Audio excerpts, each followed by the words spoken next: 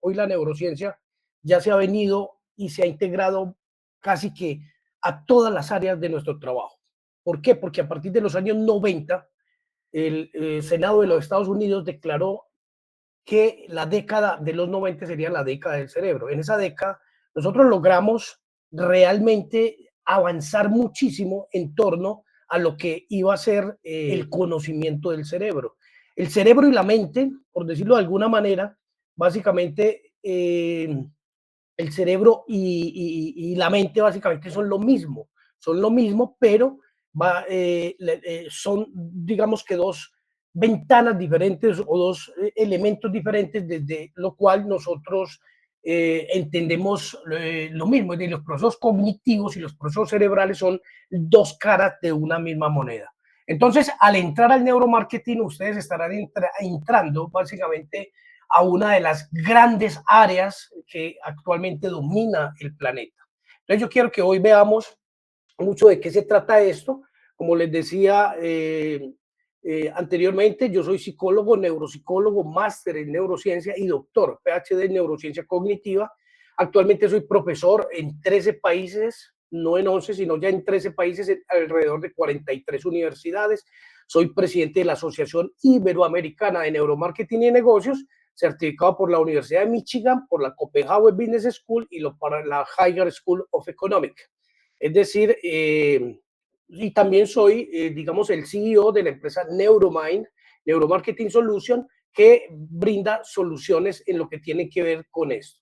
Cuando nosotros hablamos entonces de neurociencia aplicada al comportamiento del consumidor, nos tenemos que referir a tres grandes padres, tres grandes personas que han sido de alguna manera los impulsores de esto.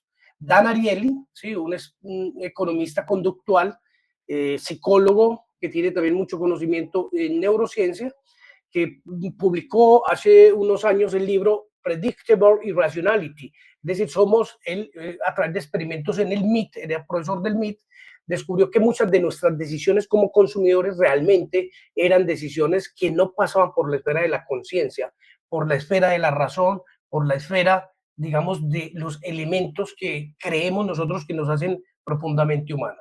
Tenemos también al neurocientífico Antonio Damasio, creador de la teoría del marcador somático, y que hoy día ha revolucionado el tema de las emociones. Con su teoría del marcador somático, hoy entendemos las emociones mucho mejor que antes debido al trabajo de este señor. Y otra persona que, digamos, ese es un psicólogo muy importante, se llama Daniel. Él murió el año pasado, desafortunadamente nos dejó el año pasado, pero él cree que, digamos, escribió un libro que se llama Pensar rápido, pensar despacio, que marcó en gran medida la manera como entendemos hoy que se producen y se gatillan las decisiones del consumidor. Digamos que en el neuromarketing la pregunta más importante de todo el tema es saber cómo toman decisiones los consumidores. Esa es la pregunta que nos hemos empeñado en develar en los últimos años, porque entendiendo cómo se toman las decisiones desde la parte del cerebro, podemos influir en ellas. Es decir, que dicho de otra manera, el responder esta pregunta va a ser la clave de lo que va a pasar con el marketing, la publicidad, las estrategias comerciales y todo lo demás en los años venideros. ¿Qué ha pasado? Ha pasado, algo pasó en 1993, 1994, que rompió al marketing, ¿sí? Y lo que pasó en esa época, básicamente, fue un tema muy interesante y es que apareció un nuevo hito y una nueva tecnología que cambió por completo nuestra vida.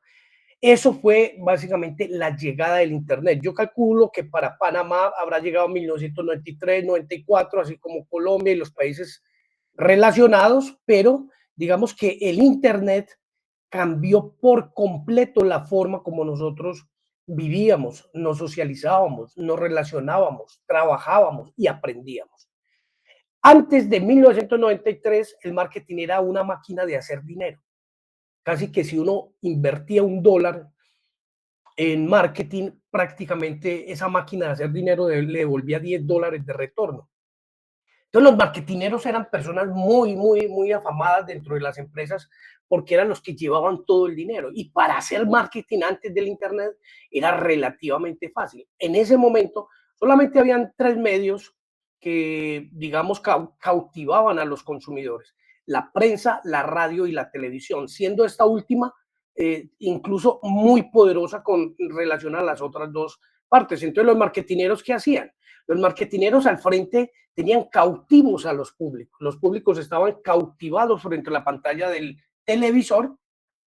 El televisor era una máquina mágica y entonces el marketinero lo único que hacía era contratar un espacio en un prime time, en un momento clave donde estaban todos los consumidores reunidos, las familias reunidas frente al televisor, pautaba el producto, por ejemplo, el producto de un jabón, y al otro día la empresa estaba disparada vendiendo justamente ese jabón. ¿Por qué? Porque los públicos estaban totalmente cautivos y a las 7, 8 de la noche de todos los días llegaban todos, desde el bebé de unos meses, el niño de 7 años, el adolescente de 14, el adulto de 25 o hasta la abuelita de los 90 años, todos estaban al frente viendo la novela del momento. Entonces, los públicos cautivos permitían que el marketinero tuviera un impacto bastante alto. Entonces, los marketineros de aquella época, pues básicamente entraron a la empresa y prácticamente levitaban, es decir, eran los más importantes porque eran los que llevaban grandemente los recursos de esa empresa a través de sus acciones de marketing y publicidad. Pero llegó un momento que llega el Internet. Al llegar el Internet se rompe, digamos, esa fortaleza que traía el marketing. ¿Por qué? Porque al llegar el Internet aparecen miles, cientos de miles de canales. Por ejemplo, ¿cuántos canales tiene YouTube? Sí, miles de millones de canales tiene YouTube. Sí, y empiezan a aparecer las redes sociales y aparece Facebook y aparece Instagram y aparece Hi-Fi en ese tiempo, aparece hoy LinkedIn, aparece también TikTok hoy día y las redes sociales empiezan a ser protagonistas esenciales, tanto que hoy la gente joven realmente ya no consume casi televisión, a no ser que sea una televisión streamer como Netflix o como, digamos, Disney Plus, pero digamos que la televisión tradicional ya entra en el rezago. Entonces empiezan uno a ver que se empezó a librar la lucha más grande que tenemos hoy. La lucha más grande que tenemos hoy es la lucha por la atención de nosotros los humanos. Miren ustedes eso.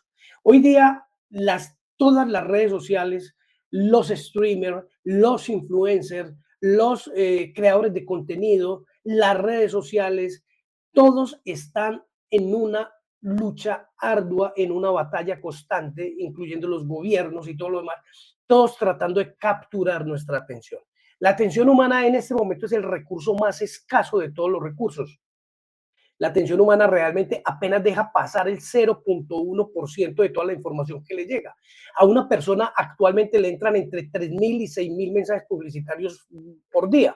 Por eso algunos investigadores hoy día lo llaman la época de la infoxicación. Estamos infoxicados, estamos intoxicados de exceso de información. Entonces, y la información que llega puede ser verdadera, pero en gran medida también son fake news o información falsa. Todos quieren capturar nuestra atención y eso ¿por qué? Porque lo que están haciendo es monetizando nuestra atención. Cuando capturan nuestra atención, entonces básicamente luego la venden. Ellos venden nuestra atención y de esa manera monetizan lo que más necesita en este momento el mundo. La atención humana se convirtió en el oro del siglo XXI. Entonces, todos están buscando por capturar nuestra atención. Entonces, antes del Internet no existían sino dos o tres medios y la televisión era preponderante. Y llegar a los públicos era muy fácil porque simplemente era contratar un horario estelar y en ese horario estelar pasar la publicidad y eso se convertía en dólares y dólares y dólares. Pero cuando llega Internet, en los años 90 rompe por completo con esa lógica y ahora nos preguntamos, ¿dónde están las audiencias? ¿Dónde están los públicos? Lo que nosotros sabemos actualmente es que esas audiencias o esos públicos ya están dispersos por miles de canales de televisión, por cientos de redes sociales, por doquier. Entonces ya tenemos dos graves problemas. El primer gran problema es que la atención es escasa y todo el mundo está luchando por ella. El segundo gran problema es que no sabemos dónde encontrar a nuestras audiencias, porque están dispersas por miles de canales, redes, streamer, influencer y todo lo demás. Y esos dos problemas entonces nos llevan a un reto demasiado importante, y es cómo podemos nosotros crear contenido, cómo nosotros podemos alcanzar nuestros públicos, crear contenidos para poder penetrar la mente del consumidor. Dicho de otra manera, yo les decía ahorita a ustedes que el 0.1% es lo único que entra a nuestro cerebro. ¿Por qué? Porque la atención funciona como si fuera un filtro, y ese filtro está diseñado para no dejar entrar más allá de ese 0.1%, lo que quiere decir que el 99.9% de la información realmente nunca penetra la mente del consumidor. Entonces, hoy día el reto más importante, más fundamental es cómo lograr crear contenidos, cómo crear publicidad, cómo crear estrategias de marketing que logren penetrar la mente del consumidor. Es decir, que volvamos esos mensajes preponderantes, los volvamos que puedan llegar y penetrar la mente de las personas, y de esa manera vamos a tener, digamos, una ganancia potente frente a los que no logren penetrar la mente del consumidor. ¿Y cuál es la respuesta? ¿Quién se está encargando de estudiar científicamente el cerebro, de estudiar científicamente el comportamiento para saber cómo es que se logra superar ese filtro de la atención que solamente deja pasar el 0.1% de la información? Y esa disciplina, esa ciencia se llama neuromarketing. Es decir, que quienes ahora estudien neuromarketing, pues básicamente estarán condenados al éxito. Los que hoy día se especialicen en neuromarketing, hagan cursos de neuromarketing, tengan certificaciones de neuromarketing, van a aprender cómo penetrar la mente del consumidor. Entonces ustedes me preguntarán, bueno, yo quiero saber cómo lograr conquistar la mente del consumidor, cómo posicionar mi marca, cómo vender, cómo fidelizar al cliente, cómo hacer que el cliente me compre una vez, me haga recompra, me haga compra cruzada, que el cliente se quede conmigo, se emocione conmigo, se fidelice conmigo. Pues básicamente estos son retos justamente que está estudiando directamente el neuromarketing en cuestión.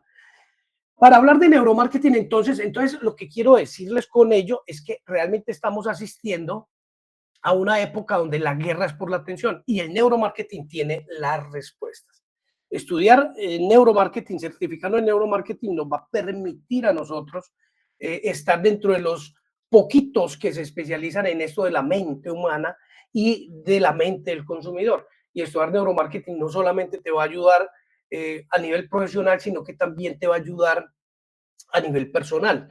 Muchos de mis estudiantes, imagínense, yo he trabajado más o menos mi base de datos de estudiantes de maestría y doctorado. No estoy contando los de licenciatura o pregrado. Tengo más de 7,000 estudiantes que han pasado por mí a nivel de posgrado, a nivel de maestrías y doctorados. Y cuando yo reviso toda esa base de datos, yo digo, uy, es increíble, ¿sí? Cómo los marketineros tradicionales, los publicistas, los diseñadores, entendieron que en el neuromarketing había realmente una ventaja competitiva que todos podemos utilizar. ¿Cómo surge esto del neuromarketing? Se preguntarán ustedes, y ahí es donde vamos a entrar un poco ahí, ¿cierto? Resulta y sucede que vamos a hacer un viaje hacia 1954.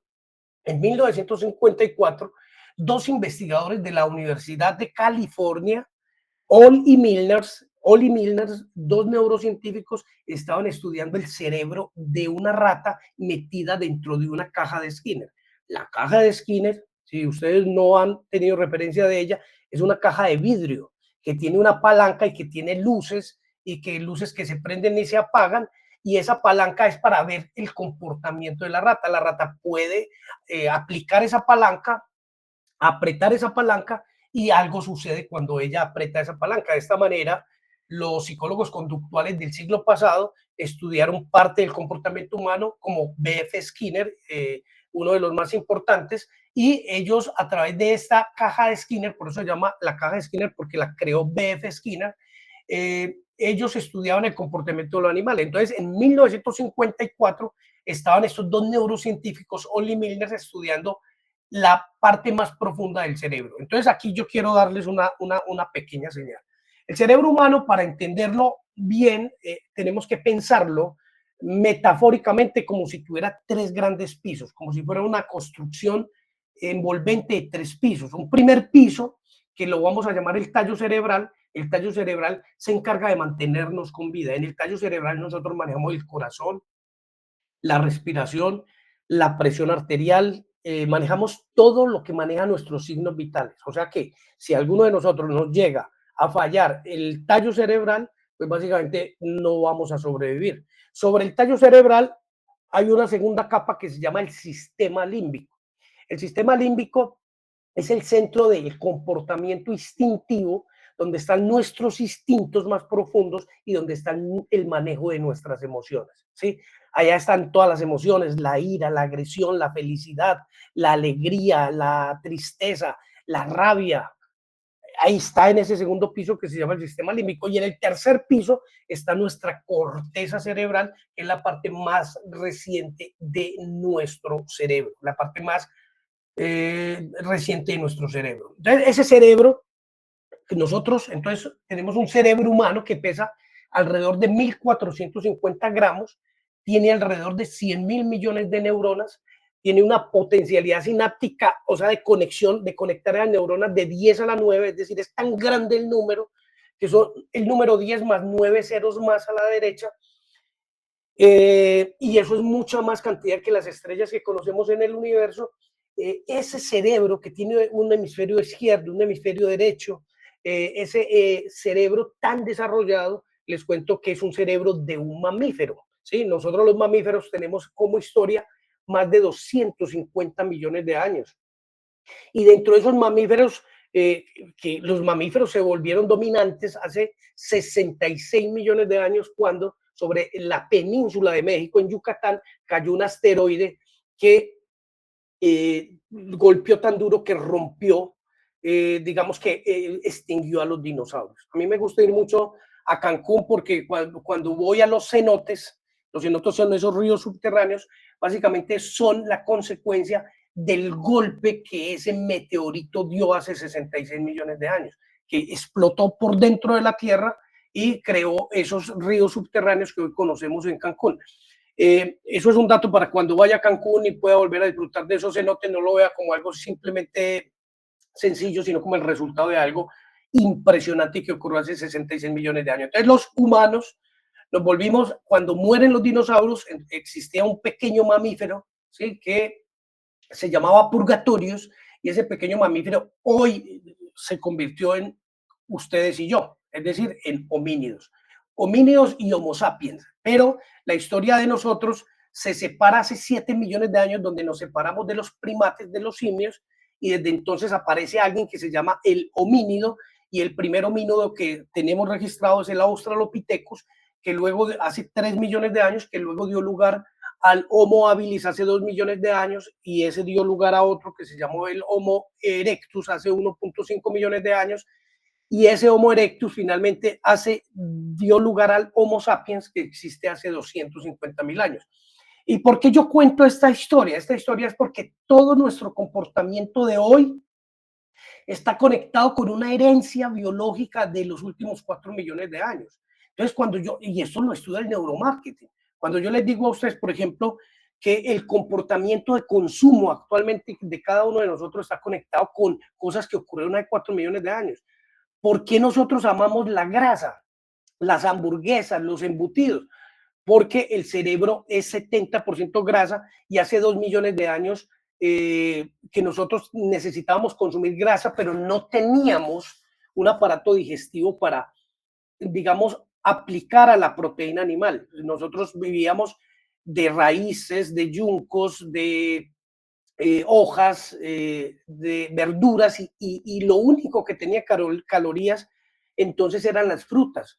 Y entonces básicamente el cerebro estaba creciendo mucho, Para esa época, hace 1.2 millones de años, nuestro cerebro pesaba una tercera parte de lo de hoy, pesaba 450 gramos y el cerebro se encontró que el cerebro era un gran derrochador de energía. Hoy sabemos que el cerebro es el 2% del cuerpo, pero consume el 20% de la energía. Entonces el cerebro tuvo un momento fatídico hace más o menos 1 millón de años donde dijo, si sigo creciendo, sigo siendo derrochador de energía y energía no hay, porque encontrar calorías hace 1 millón de años era muy, muy complicado, sí, porque la única que lo tenía eran las frutas y ellos consumían muchas más calorías que nosotros, los Homo erectus, que ellos en un día cruzaban 5 ríos, caminaban 40 kilómetros, se subían a 60, 70 árboles. Nosotros hoy consumimos 2.000 calorías y vivimos sentados, y vivimos en un ascensor o nos desplazamos en un auto. Entonces, el cerebro se enfrentó a ese problema y el cerebro en ese momento logró aprender a gestionar el fuego. Y con el fuego, este cerebro realmente es el producto del fuego. Entonces ustedes me dirán, profe, ¿por qué? Porque cuando nosotros aprendimos a manejar el fuego, pudimos cocinar la carne animal y logramos que que esa carne, esa proteína animal pudiera ser aceptada por nuestro sistema gástrico. Es decir, que si no hubiésemos descubierto el fuego, nosotros no hubiéramos llegado hasta donde llegamos. Entonces, todos nuestros gustos están conectados con esa herencia de esos últimos 4 millones de años. ¿Por qué amamos la grasa? Porque obviamente cuando aprendimos a gestionar el fuego empezamos a cocinar la proteína animal y amamos la grasa, y la grasa es una forma de almacenamiento de energía y nuestro cerebro es 70% grasa igualmente. Nosotros adicionalmente, entonces, ¿por qué amamos el azúcar? Porque el azúcar se grabó en nuestro cerebro como las calorías de disposición inmediata. Entonces, todo lo que hacemos hoy día está conectado con esos últimos millones de años y el neuromarketing se especializa en justamente estudiar esas conexiones para encontrar lo que más buscamos nosotros, son los gatilladores de compra. ¿Cómo puedo yo gatillar en el cerebro una compra?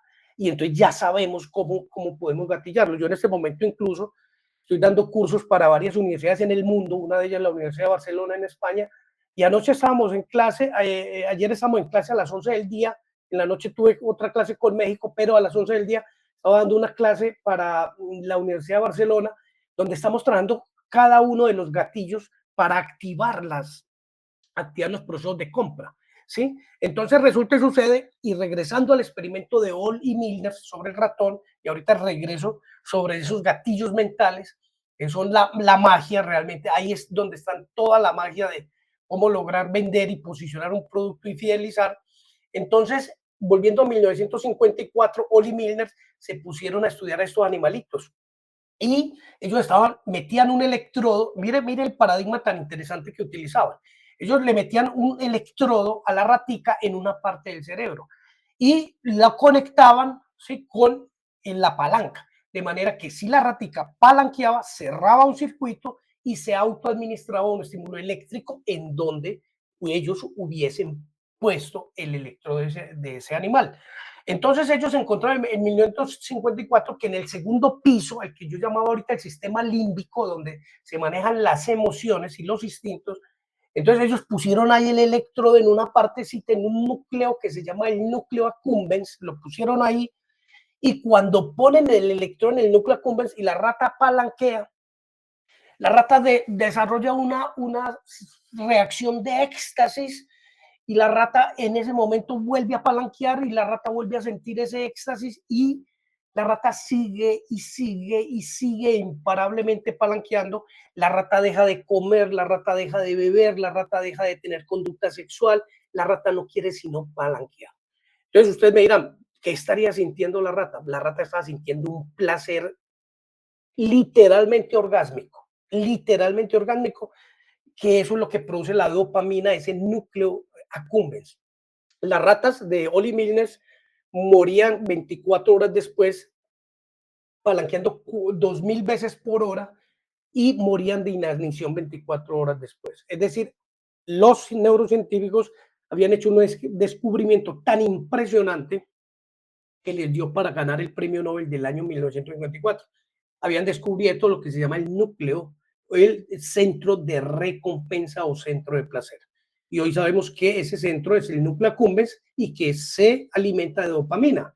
Y hoy sabemos incluso que los drogadictos, los que abusan de sustancias como la cocaína, las anfetaminas, las metanfetaminas, básicamente son drogas que activan la dopamina en el núcleo accumbens. Entonces, hoy día ya sabemos que los drogadictos difícilmente pueden superar ese problema y conocimos ese centro de placer. Luego, unas semanas después, estos investigadores siguieron trabajando y al lado encontraron otro centro que hacía lo contrario. Y es que cuando la ratica palanqueó, ese centro se llama la ínsula, cuando palanqueó sobre la ínsula, el animal gritó y salió corriendo y no se volvió a acercar a la palanca, lo que significa que el animal había sentido algo muy desagradable. Hoy día esa ínsula se conoce como el centro de castigo y sabemos que cuando se activa la ínsula se producen emociones de dolor psicológico, dolor físico y asco y emociones desagradables. Entonces ya los dos investigadores habían encontrado el centro de placer y el centro de castigo, ¿sí? Luego otros investigadores también encontraron un lugar cerquita, todos estos 4 lugares quedan muy cerquita, otro lugar que se llama la amígdala cerebral, no confundirla con la de la boca, la amígdala cerebral, que se activa frente a cualquier posible peligro, cualquier estímulo que signifique peligro, activa la amígdala y se provocan respuestas de huida o de lucha o huida. Y luego encontraron también al ladito otro lugar, otra estructura que se llama el hipocampo, que se encarga de transferir la memoria de corto plazo en la memoria de largo plazo. Entonces, el sistema límbico tiene muchas partes, pero hay 4 que nos van a permitir entender muy bien las emociones de los humanos. La amígdala, centinela de peligro, el núcleo accumbens, centro de placer, la ínsula, centro de dolor, y el hipocampo, el que permite la memoria de largo plazo. Entonces, los neurocientíficos que trabajamos en neuromarketing nos vamos especializando en estudiar justamente estas 4 estructuras y determinar cómo estas estructuras realmente llevan a las decisiones de los consumidores. Entonces, hoy día sabemos que, y nos lo puso de disposición Gerald Sarman, un psicólogo evolucionista de la Universidad de Harvard, que el 95% de las decisiones de compra se dan por la activación de esos 4 centros emocionales, no por procesos racionales. Entonces, lo que hoy sabemos nosotros es básicamente que no hay que buscar no hay que buscar hacer publicidad, hacer marketing, hacer campañas publicitarias para activar los centros racionales, sino para activar los centros emocionales. Entonces, lo que yo les venía diciendo a ustedes a través de lo que ha sido esta videoconferencia es que el neuromarketing ha empezado a encontrar las verdades acerca de cómo activar los gatillos de compra de los consumidores. Y eso ha sido estudiando el sistema límbico, estudiando la amígdala, estudiando el núcleo accumbens, estudiando la ínsula, estudiando el hipocampo, entendiendo la función de la dopamina, la función de la oxitocina, de la adrenalina, de la noradrenalina, de la serotonina. Todos estos elementos nosotros los hemos venido llevando y desarrollando de tal manera que estamos abriendo el cerebro humano, el conocimiento del cerebro humano para ponerlo a disposición de las empresas, para ponerlo a disposición de las marcas, para ponerlo a disposición de las ventas, para ponerlo a disposición del posicionamiento de marca, ¿sí? Entonces, y ya luego un experimento que para mí es un experimento maravilloso que se hace en el año 2006 por Brian Nuston y Lowenstein y sus colegas. En el 2006 ellos hicieron un experimento que fue el siguiente y se los quiero mostrar acá. Esta es la publicación. Este es el cabezote de la publicación que se publicó en Neuron en el año 2006 y se llama Neural Predictor of Purchase, es decir, predictores neurales de las compras. Como les decía, es Brian Nuston y sus colegas de la Universidad de Stanford y Carnegie y la Universidad de Pittsburgh, estos investigadores en el año 2006 publican este artículo. Y vean lo interesante de esto, porque este artículo, que ya es muy reciente, colocaron este paradigma para investigar. Le presentaron, es decir, ellos tomaron estudiantes de la Universidad de Michigan y les entregaron $7. Y les dijo, le doy $7 porque allá en el experimento al que usted va a ir, hay la posibilidad de usted comprar una chocolatina si usted quiere. Si usted quiere, la compra, y si usted no quiere, no la compra, ¿sí? Y se guarda su dinero.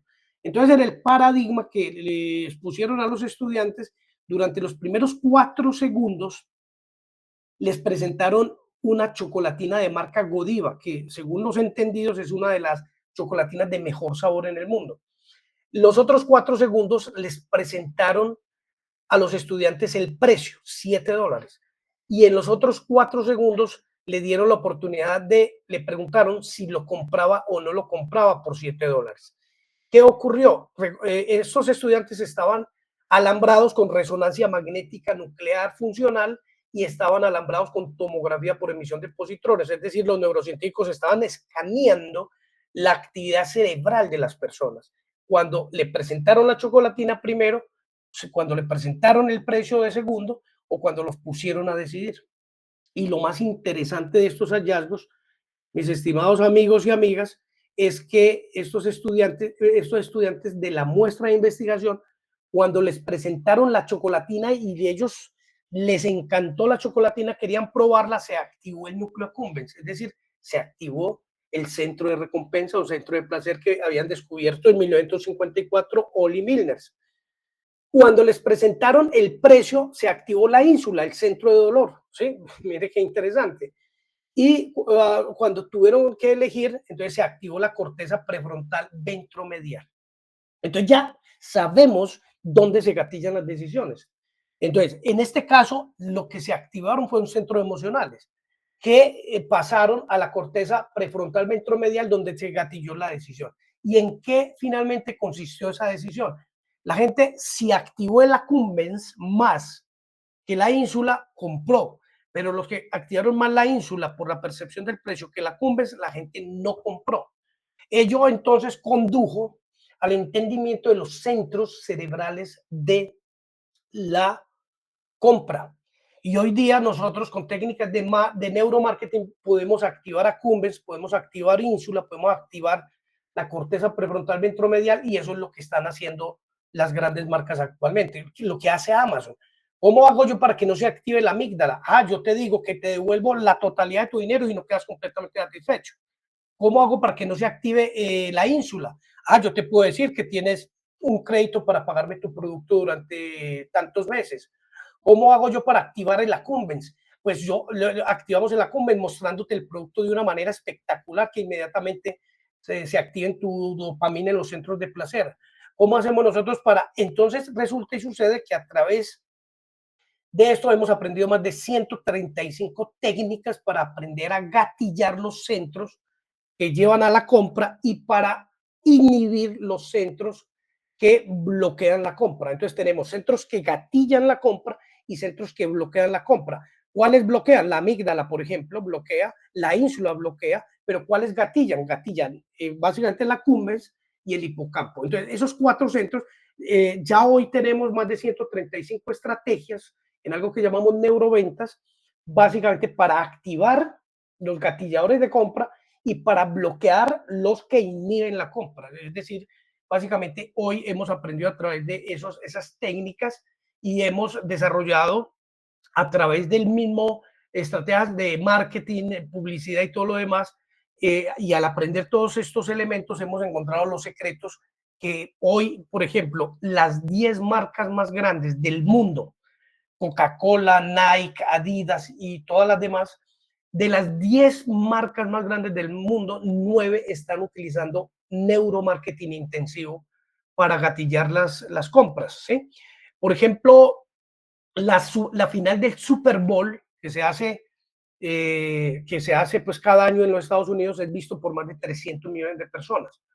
Los comerciales del Super Bowl, un comercial de 30 segundos del Super Bowl, vale 4 millones de dólares. 30 segundos del comercial. Entonces, todas las marcas que van a pautar en el Super Bowl cada año en la final, testean toda su publicidad con Neuromarketing Tools, herramientas de neuromarketing, porque ellos no pueden arriesgarse a presentar un mensaje que realmente logre penetrar ese filtro que bloquea el 99.9% de la información. Si tú no lo haces, no lo estudias, no lo validas, no lo diseñas con neuromarketing, es muy probable que tu anuncio comercial o tu publicidad no diga, atraviese el filtro del 99.9%. Pero si tú lo haces con neuromarketing, lo vas a penetrar. ¿Y por qué lo vas a penetrar?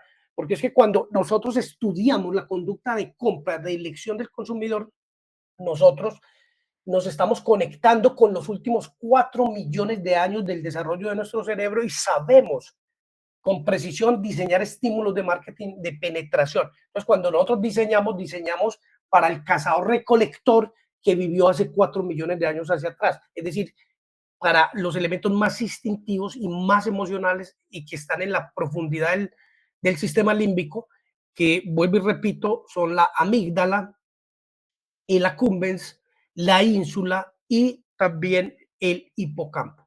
Aprender a manejar eso te va a dar poder. Entonces nosotros en el neuromarketing hoy día, esto lo utilizamos para crear marcas, para actualizar marcas, cuando vamos a hacer un refresh de marca, para diseñar empaques de productos. Resulta y sucede que el empaque, mis queridos amigos, según la Harvard Business Review, el solo empaque, la presentación del empaque, determina el 23% de las compras. Es decir, el empaque transmite un 23% de las compras, cuando el precio tiene un poder del 25%, el empaque tiene un poder del 23%. ¿Eso qué quiere decir?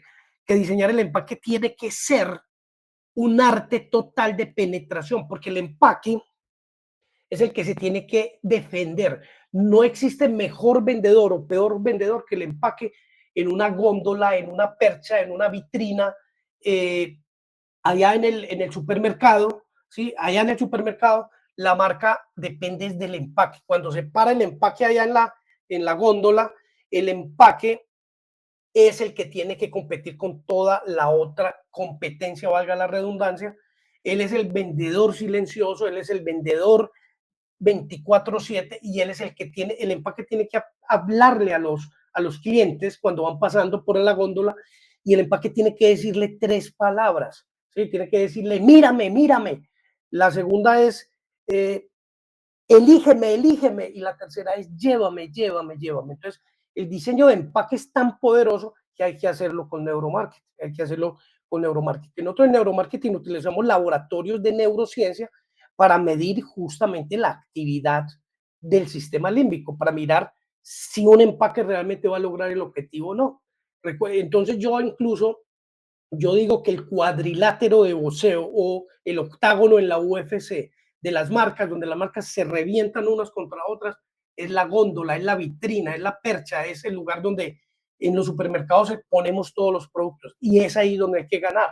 Entonces nosotros, como les decía, trabajamos para el diseño de marca, lo llamamos neurobranding, para el diseño de empaque, lo llamamos neuropackaging, para el diseño de publicidad y estímulos de marketing, es un estímulo de marketing todo lo que sea o se haya diseñado para comunicar y convencer a un consumidor. ¿Sí? Por ejemplo, un video, una imagen, una página web, una landing page, todo está diseñado para, esos son estímulos de marketing. Entonces nosotros ayudamos a diseñar estímulos de marketing que penetren el filtro del 99.9% de la mente del consumidor. Trabajamos también para, incluso el neuromarketing se está utilizando en política, en neuropolítica, para posicionar candidatos y campañas publicitarias. Se está utilizando para diseñar espacios de venta, para diseñar páginas web y todo lo demás. Entonces, aprender neuromarketing realmente va a ser una potencialidad impresionante para, digamos, lo que va a ser este nuevo siglo, que ya llevamos 25 años del mismo. Pero ahora en adelante, como les digo yo, básicamente hay dos grandes puntas de lanza en el mundo, que son la inteligencia artificial y la neurociencia. Y con esto, pues, darles las gracias a ustedes por permitirme llegar a su mente y tocar su corazón.